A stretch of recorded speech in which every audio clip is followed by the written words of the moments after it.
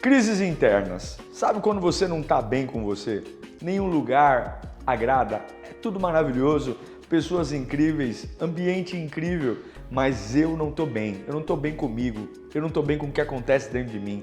Tem coisas mal resolvidas, isso mexe com a cabeça, isso mexe com o corpo, com o espírito e principalmente a criança mimada, a alma, vai tentar colocar as manguinhas de fora para sabotar muita coisa. É o que eu sempre digo, as emoções quando estão alinhadas potencializam, favorecem, impulsionam, mas quando estão desarrumadas, elas arrebentam com tudo.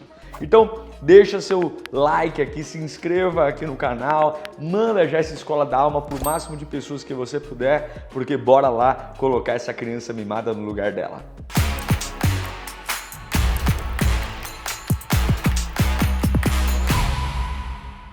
Bom, gente, a palavra crise, ela mesmo mostra que existe algo fora de eixo.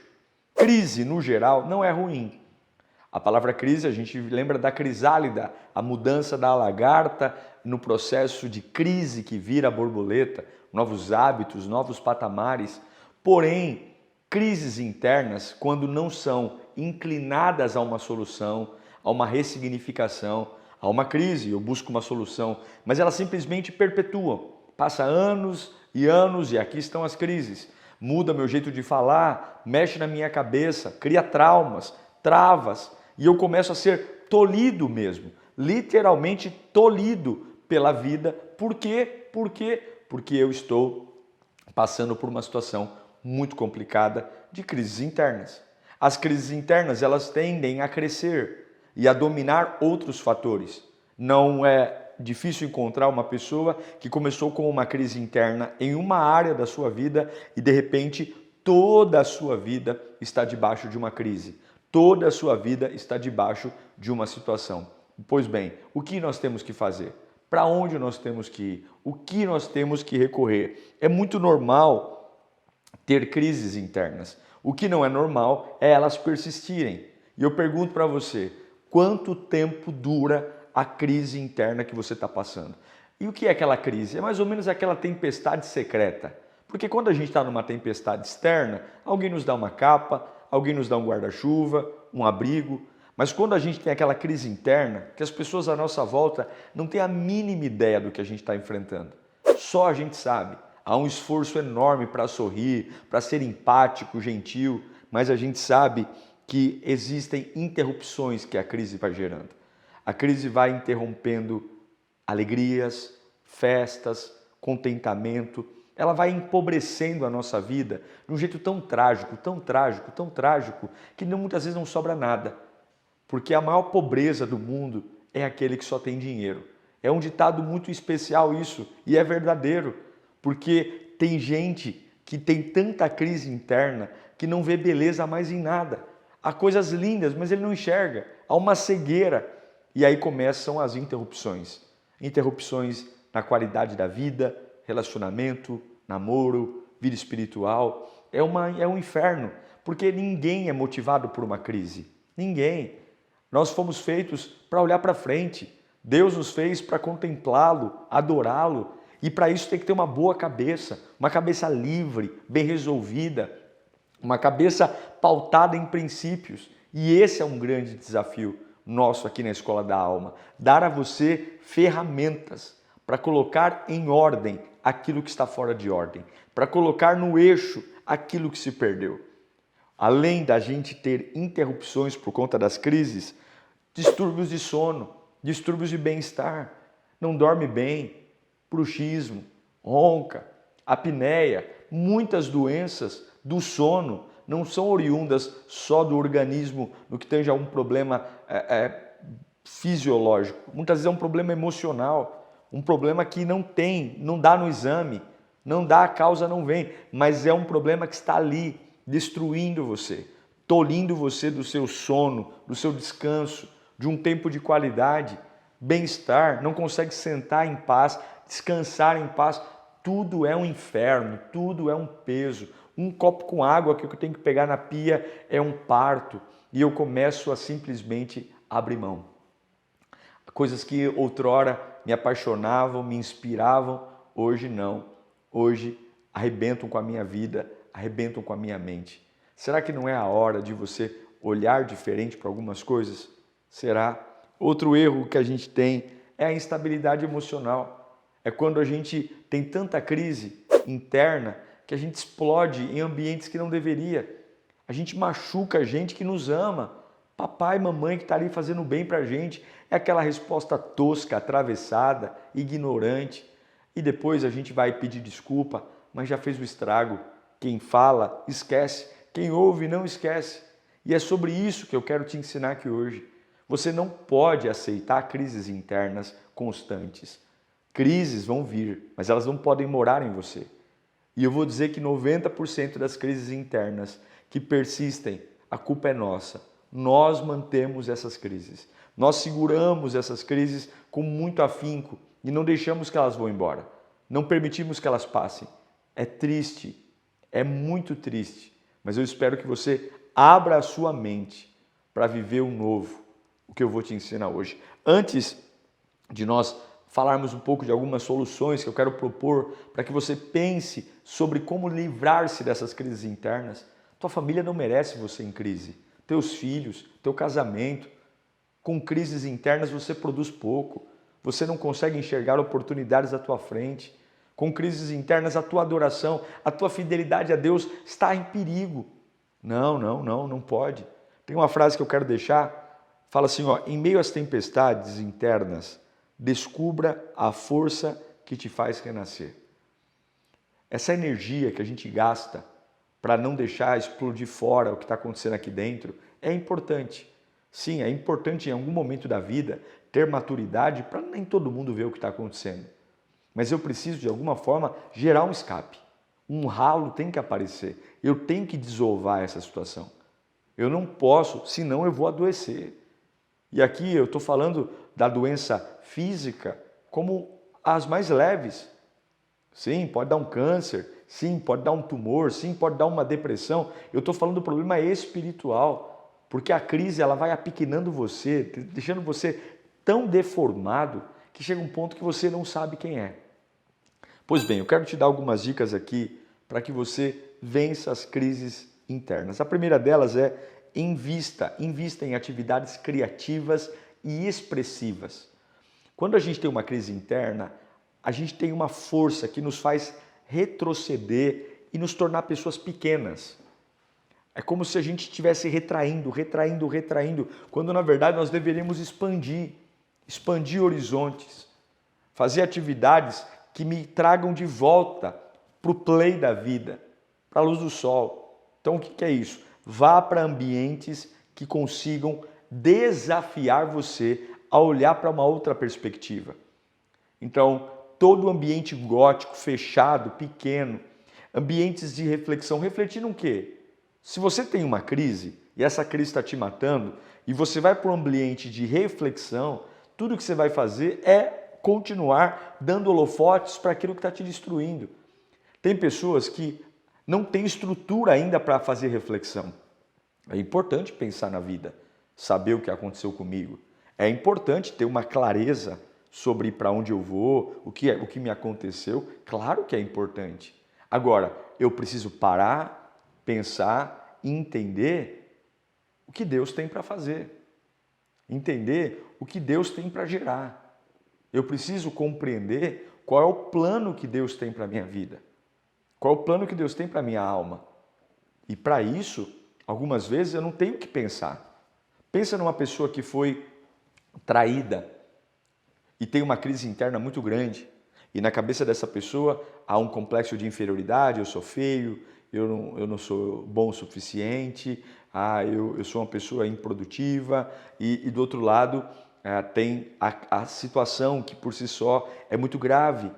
Imagine essa pessoa com essa cabeça doente, sentada num sofá o dia inteiro, sendo alimentada por essas mentiras. A realidade o espancando e a cabeça criando factoides, tentando justificar o porquê que ele foi traído.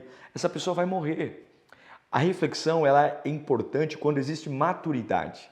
Se eu não tenho maturidade para falar do assunto, para digerir o assunto, ignore o assunto. Vá buscar maturidade. Como? Em ambientes que te desafiem a olhar para coisas que funcionam na sua vida. Porque toda crise ela vai tentar criar uma atmosfera de caos e pânico, dizendo que nada funciona. Isso é mentira.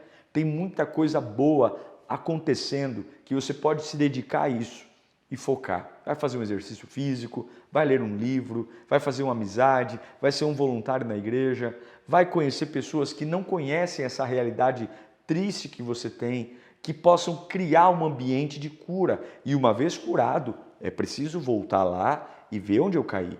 Voltar lá e perceber onde foi que eu tropecei. Mas não para refletir, para viver uma crise, mas refletir para criar casca grossa e sair dela. Uma outra coisa importante que eu queria deixar claro para você aqui é a prática da resiliência. O que é a resiliência? É entender que toda crise vai e vem. Nós somos humanos. O próprio apóstolo Paulo fala para Deus assim, ó, se o Senhor puder, tira esse espinho da minha carne, tira esse espinho da minha carne. Por 3 vezes ele pediu e Deus falou não. Deus falou, a minha graça te basta, porque o meu poder se aperfeiçoa na tua fraqueza. O que significa isso? A resiliência é a capacidade de, depois de uma forte pressão, voltar ao estado original. Deus não vai nos livrar das crises. Ao contrário, eu sou muito grato a elas. Crises são ferramentas poderosas, ferramentas importantíssimas para que a gente, de alguma forma, veja a vida por uma perspectiva diferente, especial, uma perspectiva de fé, de comunhão, de graça. O que não pode é essa crise me achatar tanto que cada vez que ela se manifesta, eu não volto, eu perco. Esse achatamento é muito ruim. Então eu creio que crises têm papéis importantes, têm funções importantes, porém, se eu não volto ao estado original, eu não posso lidar com essa crise sem ajuda. Eu não posso. Eu não posso. Até porque existem sim processos na nossa vida que esse espremer gera o azeite, como é na azeitona. Esse esmagar gera o suco, o vinho, como é na uva. Eu creio que sim, existem crises que foram projetadas por Deus para me impulsionar, para tirar coisas de mim que naturalmente não sairiam. Agora, quando essa crise me achata, mas só me deixa achatado, é a hora de pedir ajuda. É a hora de pedir ajuda. A resiliência é muito importante. Então, olhe para mim. Se você tem sido achatado por algo e você diz, olha, eu não tenho como voltar ao estado original. Muito dessa sensação de que eu não tenho como voltar ao estado original é fruto da alma. A alma doente, a alma mimada, a alma que infelizmente está mais preocupada com o seu momento do que com o seu propósito. E o que eu te indico? Vá em frente. Vá a trancos e barrancos, mas vá em frente. Vá pelo poder de Deus. Vá pela unção do Espírito. Vá porque você confia no Senhor e tudo vai dar certo. E a última dica é, tire o excesso da sua vida. O que são excessos? São coisas que estão sobrando. Algumas vezes é tão importante você se contentar com o necessário. Quando a gente fala de crises internas, a gente está falando de um processo dentro de mim que tem revoltas, dúvidas, indignações e que de alguma forma essa crise ela quer me empurrar para algo. E eu nunca demonizo as crises, mas algumas crises são idiotas. São crises de coisas bobas, de conversas tortas, de assuntos tortos, de indignações banais, quando na verdade eu deveria saber o que é necessário para mim. Quando a gente pega uma sociedade, por exemplo, como a nossa, que adoece tanto na questão emocional, e quando você vai a fundo entender o que cada um está sofrendo, você vai ver que tem tanta balela, tanta bobagem, tanta coisa inútil que as pessoas levantam como se fossem o final de suas vidas e não são nada. Tire os excessos, sabe? Muitas vezes a sua vida não vai para frente, não é porque falta, mas é porque sobra. E eu espero de verdade que você abra sua mente para um novo tempo. Abra sua mente para viver o espetacular de Deus, para viver aquilo que olhos não viram, ouvidos não ouviram. Joga o excesso de confiança, o excesso de orgulho, o excesso de querer mais do que precisa. Sabe, se tem gente ganhando muito dinheiro perto de você, Amém. Vai chegar a tua hora, vai chegar teu momento. Essa necessidade de comparar tudo, de querer fazer as coisas no tempo que os outros estão fazendo, sendo que a gente sabe que nós temos o nosso tempo, a nossa hora. Isso é bíblico, isso é real. Há um tempo determinado para todas as coisas debaixo do sol. Então descansa o teu coração. Que essa crise interna vá embora hoje. Que você volte a fazer as coisas que realmente importam. Tenha resiliência e aprenda a esperar o tempo certo, tirando todos os excessos. Facilite a tua vida. Torne a sua vida uma vida fácil de se viver, uma vida sem complicações, uma vida que tenha uma rotina saudável, que você saiba o que espera do próximo dia, dando um passo de cada vez, sem pressa, mas também sem ser muito devagar, um equilíbrio, aplaudindo o sucesso dos outros, mas celebrando os seus pequenos avanços e sabendo que tudo que você conquista é seu e tudo que te dão podem te pedir de volta, mas aquilo que você constrói é seu e não tem nada melhor do que construir a nossa vida.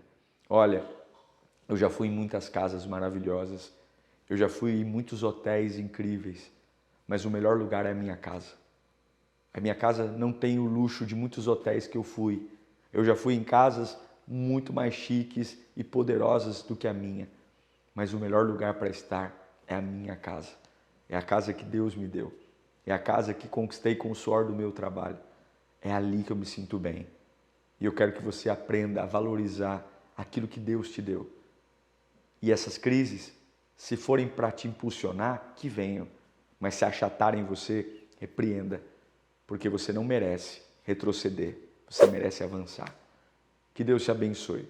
Assista de novo, aprenda o que eu te ensinei aqui, deixe o seu like, se inscreva no meu canal, faça parte desse novo tempo, dessa nova fase, de ter essa criança mimada chamada alma, bem doutrinada e ensinada, para você viver o melhor de Deus. Um beijo, te amo em Cristo, até o próximo Escola da Alma.